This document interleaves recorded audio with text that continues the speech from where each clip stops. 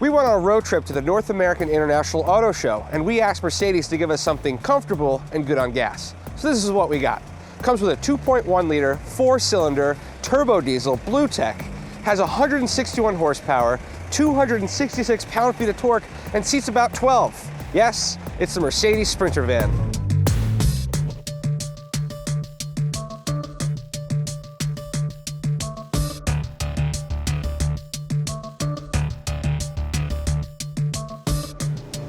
Yeah, listen to that whine of that turbo diesel working. So what do you get in this 2015 2500 Sprinter van passenger version? You got a lot of seats. You can fit 12. So if you've got a very large family or you're transporting a lot of people, this van's great. We've been averaging about 19.5 miles per gallon on the highway with the diesel, which isn't that bad. I know for such a large van, I think that's pretty good. At first, when you get into it, it seems very overwhelming because the size of this thing it's huge, it's massive. But it doesn't drive as big as you think it does.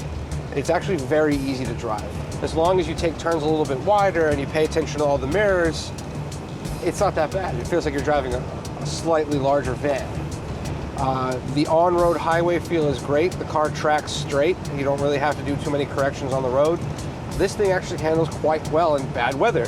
The added ride height, the bicycle thin tires, which are almost like truck tires, but thinner, handle the snow really well. I think that's these are the ones that come stock with the van, so I really wouldn't worry about too much about inclement weather, especially in the snowy Northeast or the Midwest. So yeah, you can see in the B-roll the van's a little bit messy. The easy pass is up, the radar detector is up, Valentine 1. There's just stuff everywhere because we've been basically in the van. We've been using it as it is intended.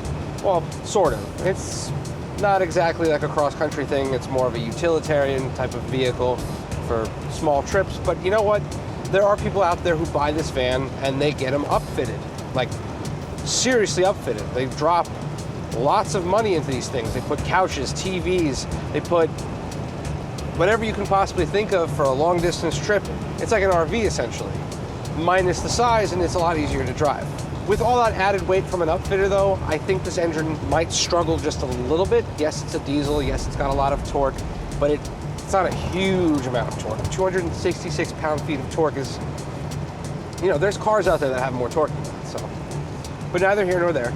There are a couple of things that we did find issue with.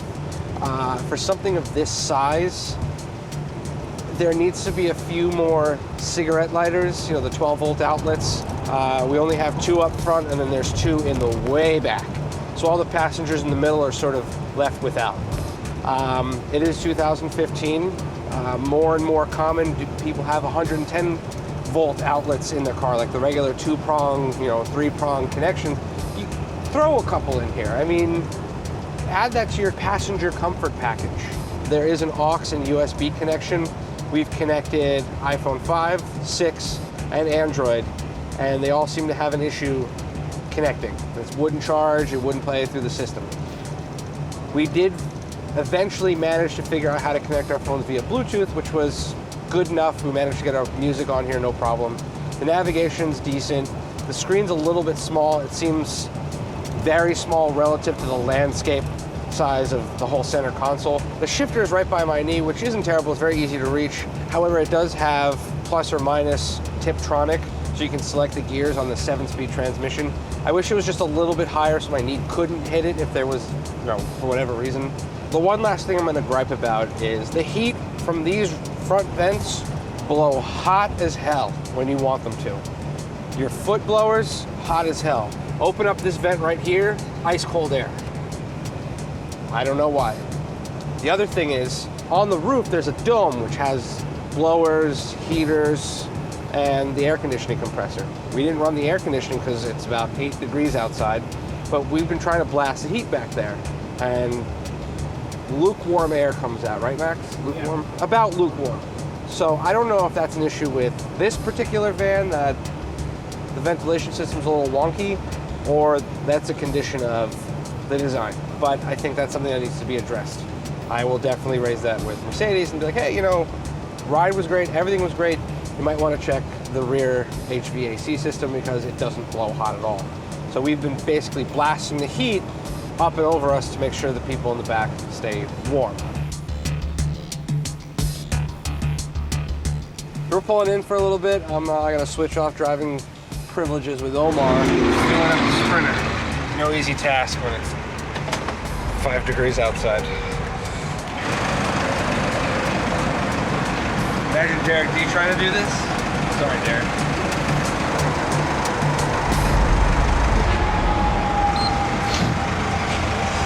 It's all about the receipt.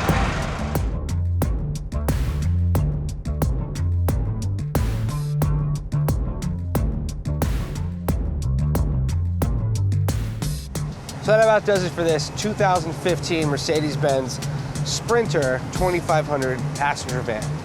Until next time, thanks for watching. I'm Tom Albrecht, and this is Fastlane Daily.